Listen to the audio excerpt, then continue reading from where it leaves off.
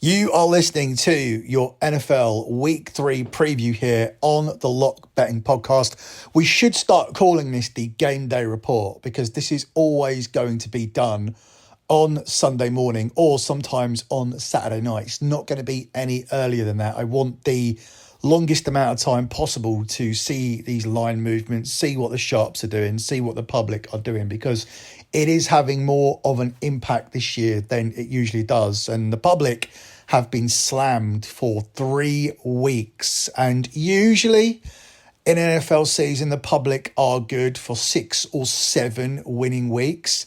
So we need to find where those 6 weeks are. And I'm wondering if this is one of them. I'm wondering if this is a bounce back week for the public. I'm wondering if this could possibly be a bounce back week for the favourite, because the stat where underdogs of 6.5 points or more, 6 points or more, covering is absolutely ridiculous at this point, and something has to change. There has to be some normalization the other way when it comes to that stat. So we will be looking at a few favourites this week to see if favourites and the public can get back on track, because it's been an absolute landslide against the public. It's been a landslide against favourites, ATS, so far this season. And we'll try to examine if and where there could be some normalisation of the data as we move through this Week 3 preview. Before we begin, let me tell you guys where you can get all of our official picks for the NFL across the 2 podcasts that me and Cav put out. We will be giving out our leans, but we obviously do not play every single NFL game every single week. So we narrow it down and we give our picks on 2 platforms. First of all, I am over at lockbetting.com. That is where I sell my ultimate pack, my all sports package. And that one has been tracked and transparent for 135 months and has delivered a profit for 135 months. Now, I have had losing days.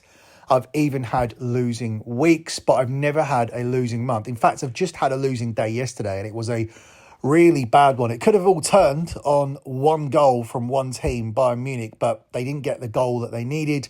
3 significant plays lost as a result, and therefore it ended up being a significant losing day. And that overall gives me a losing week, Sunday to Sunday. Now, the reaction to this is the usual: people finding reasons to leave the service.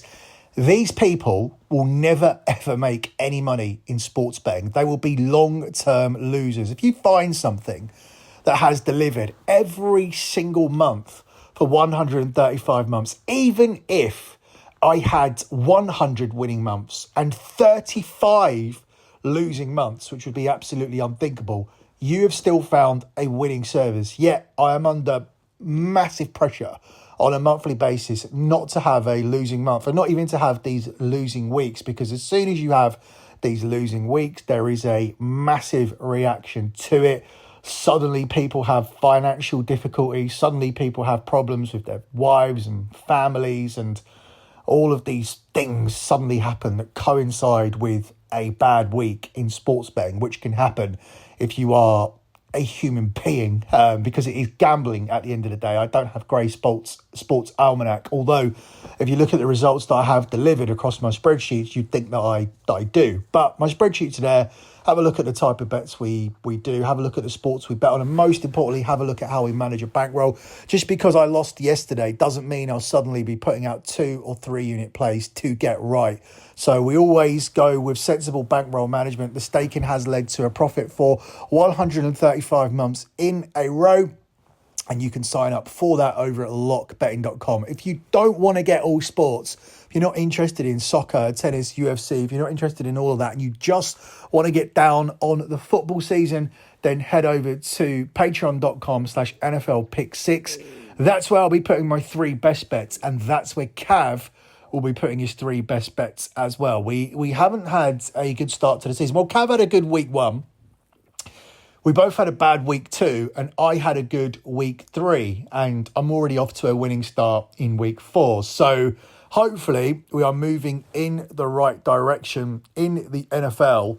And if you look at what's happened, as I mentioned, the underdogs have been covering at a rate which nobody could have foreseen. Underdogs of 5.5 points or more are 9-6 outright and 13-2 against the spread, which is an unprecedented start to the season. Survivor pools are all in the grave. And all three of the most picked teams in Survivor for the first 3 weeks all lost. The Bengals, the Ravens in week 2, and the Bucks in week 3. All of these teams, the top 3 Survivor picks, were beaten across the first 3 weeks. An unbelievable trend. And that's the waters we've had to navigate. So we are looking for some normalization, and you can see what we go with our cards. Patreon.com/NFL Pick 6 just to get 6 picks from me and Kath, 3 each. Or if you want to get my picks for all sports, head over to lockbetting.com, where I have not suddenly forgotten what to do. I did not become a bad capper overnight. I have years and years and years of transparent data, audio data, spreadsheet data. It's all there. Plays posted, pages and pages and pages and pages and pages of plays in the WhatsApp group if you go through the media files month after month after month. But listen, people are going to be stupid. They're going to overreact, and they're going to put me under more pressure going into the next day after a losing day. But I've always been able to find a way to bounce back, and that's not a guarantee that I will, but we're hoping to do good things here with our soccer plays today and in the NFL as well. So we begin with a divisional game where the Atlanta Falcons are 2.5 point favourites against the Saints. The moneyline price is 4-6 minus 150 on the Falcons, and the total for this game is just 41. It's always more difficult to know what to do with a divisional game because it's a double-edged sword. You get to win a game, obviously, which improves your record, and you get a win in your division. And ultimately, the number one goal is to win your division. If you win your division, you're automatically through to the playoffs. Teams have won a division before with a 7-10 record. We have seen it done. So it's key to get yourself the win, but also hurt your divisional opponent. So the rivalries here are bigger. These guys all see each other every single year. And for me, where I can, I usually like to lean towards home advantage. The offensive lines on both teams came out of their previous games wrecked by injuries. So while the Falcons come into this one and they won't have a centre and a right tackle for this game, the injury situation is actually much worse for the Saints. Not only are they down an elite centre and a quality guard, but also a top linebacker in Demario Davis. He has been ruled out. And their top 2 playmakers here in Olave and Alvin Kamara are questionable for this game, and they at the very least will not be 100%. The Falcons, over time, have developed a blueprint to slow down the Saints, and if Kamara and Olave play, and even if they're out, I do believe that Atlanta will be able to win and make home field advantage count here. Last time out, we saw a different version of the Saints that we've seen throughout this season, where they were touted as potential NFC champions very early on. Suddenly, they were outgained by the Eagles by 200 yards, and Derek Carr suddenly only threw for 150 yards. Now he faces the best safety duo in the NFL in Justin Simmons and Jesse Bates. And I just don't see the Saints offense suddenly surging back to life. Atlanta here should find a little bit more rhythm on the offense. And overall, I do think they're the better team. I did not buy into all that Saints hype at the start of the season. And I'm willing to take the narrow home favourite here in this divisional game to get it done. Atlanta Falcons is my lean here. Up next, we are looking at the Bengals' trip to the Carolina Panthers, where Cincinnati are now 4.5 point favourites. They were 4 point favourites when this line opened up. I think this could potentially be a blowout. I just don't know how much confidence people have here in a team who have gone 0-3, but it is an absolute must-win for the Bengals. They have the Baltimore Ravens next week. If they go 0-5, their season is done. A lot of people think their season is done anyway, because 0-3 statistically is very, very difficult to get to come back from.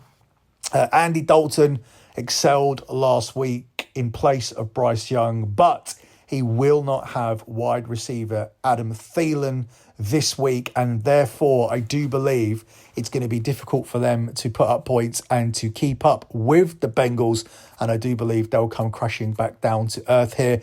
I actually think the Bengals offense looked really good last week. Their problem was defensively. They could not stop the Washington Commanders putting up points every time they were on the field. But this is the best version of the Cincinnati offense that we've seen, not only this season, but through all of last season as well, which is a good sign. With T. Higgins back, Joe Burrow should dissect what is still, in my opinion, a lackluster defense. It's a defense that have produced just 7 QB pressures all season.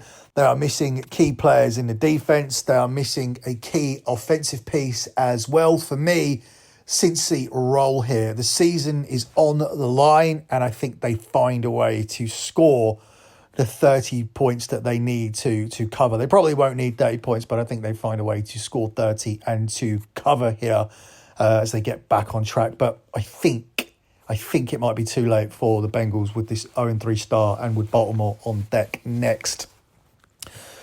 Up next, we should be looking at the Chicago Bears, but we don't do that game. Cav covers the Bears games. Cavs also covers the primetime games, so he should have covered the Green Bay Packers and the Minnesota Vikings. Just in case he hasn't, the Green Bay Packers are the 2.5 point favourites here, and I just believe that we shouldn't be favourites here in this spot. I think it's a little bit disrespectful to the Minnesota Vikings based on the start they've made to the season.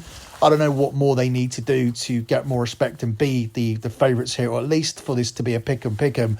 I do understand that Jordan Love is back, but how effective will Jordan Love be here in this game? This was always the game that they had circled for him to return to, but I don't think everything will suddenly click with Jordan Love back. I think this Minnesota team are being disrespected.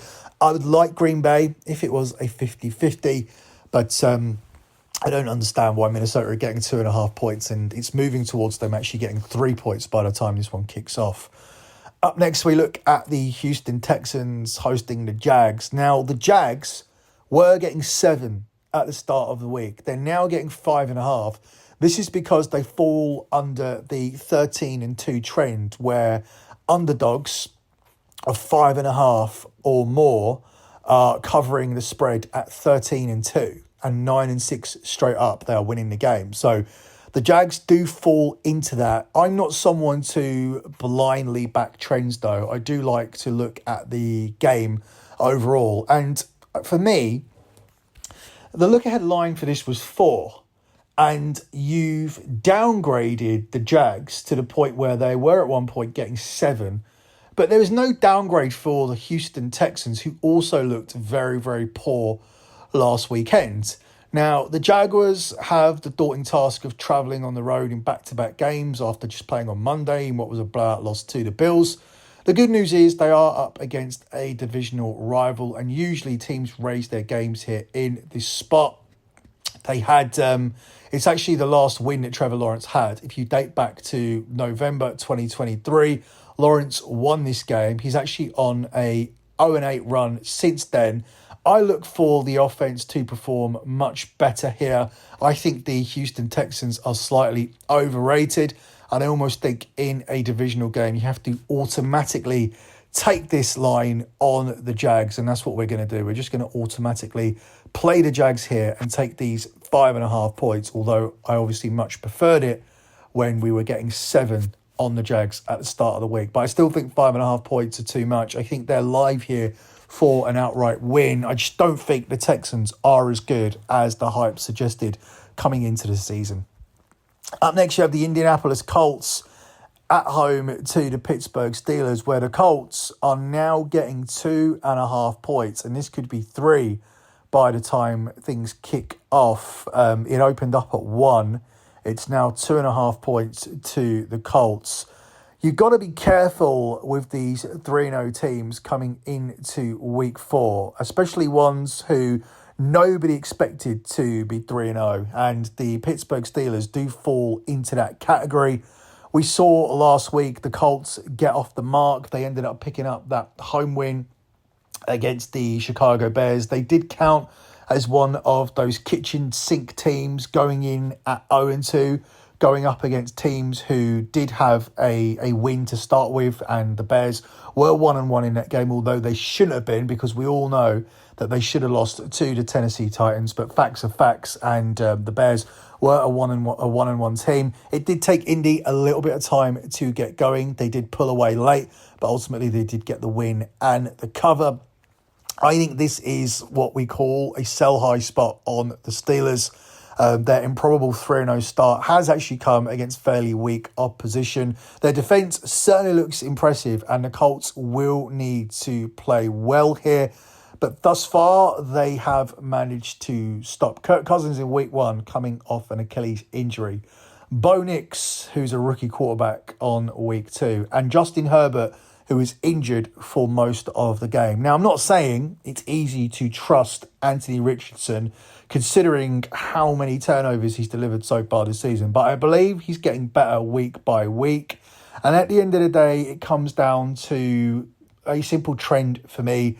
You back Tomlin as a road dog, where he's 41-28 against the spread, and you fade them as road favourites, which they are here, where the trend suddenly becomes 33-40 against the spread.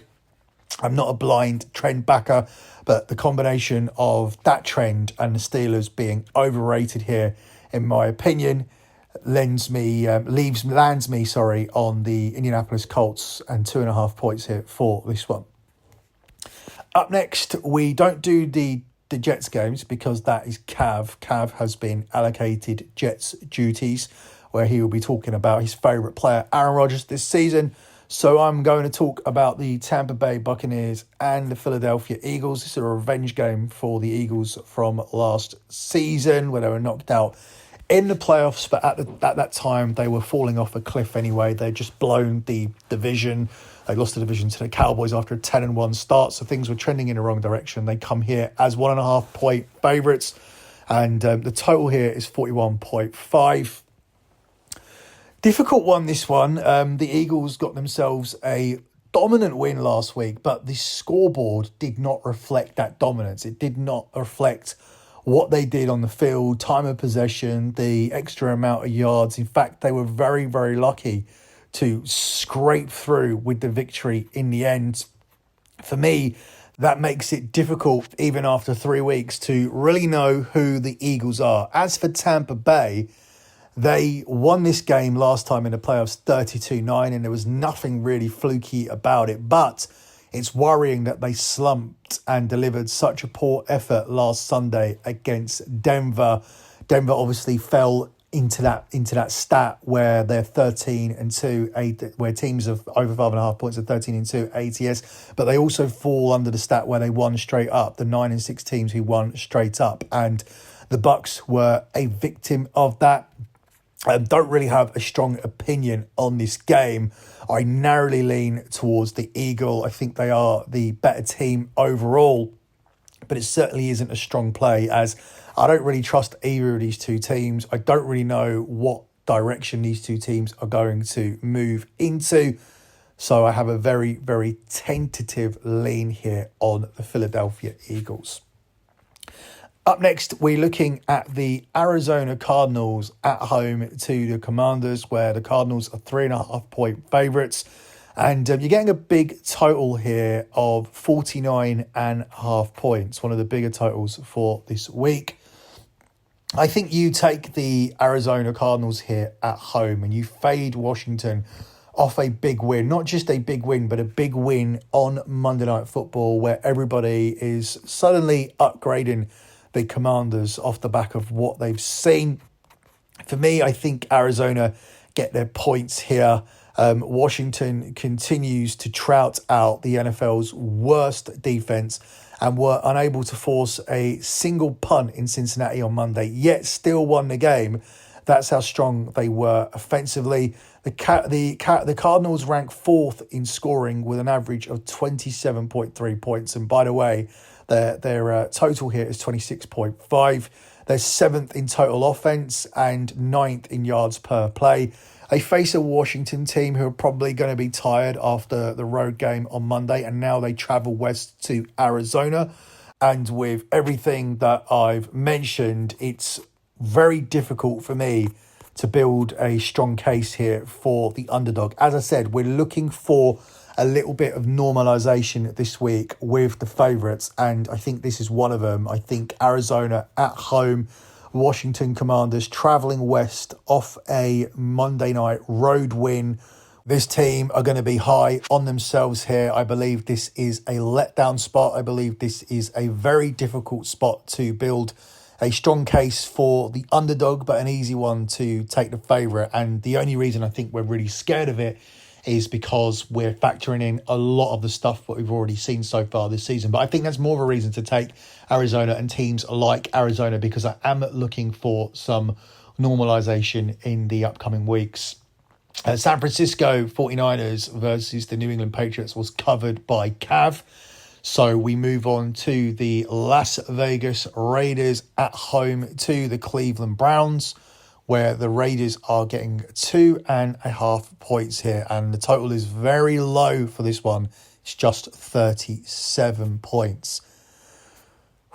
Don't know what to do with this game, really. The Raiders were absolutely humiliated last week at home. And the Browns, they weren't really much better. Losing at home to the New York Giants isn't acceptable, but losing to the Panthers really did set back people's opinions of the Raiders, who the previous week just won in Baltimore. I think if there's two results that sum up NFL gambling and how different it can be week to week, it's the Raiders going into the Baltimore Ravens and winning outright, not just covering 8.5 points, but winning straight up, and then coming home and playing against one of the worst teams in NFL history, where they were only 5.5 point favourites. And I know a lot of people would have jumped on that. I think it moved to 6, in fact, by the end. And they ended up getting absolutely obliterated on their own patch. Only the NFL can deliver those kind of results, and just across a 2-week sample size as well. So I'm going to go with Cleveland here. The main reason is because of the absence of wide receiver Davante Adams.